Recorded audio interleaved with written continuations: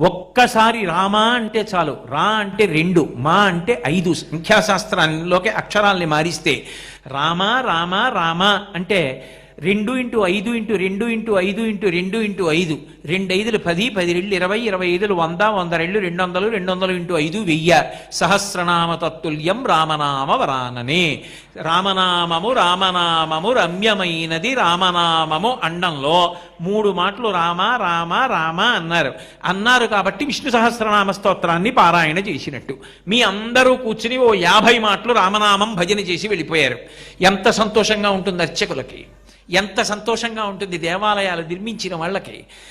మీ అందరూ కూడా 50 మాటలు చెప్పారు కాబట్టి 50 మాటలు విష్ణు సహస్రనామ స్తోత్ర పారాయణం చేశారని ఈశ్వరుడు అనుగ్రహిస్తాడు. జగద్గురువులు ప్రతిష్ఠ చేసిన క్షేత్రం కాబట్టి ఇక్కడ చేస్తే సహస్ర ఫలితం. అంటే ఒక్కసారి గోవిందా అన్నారనుకోండి,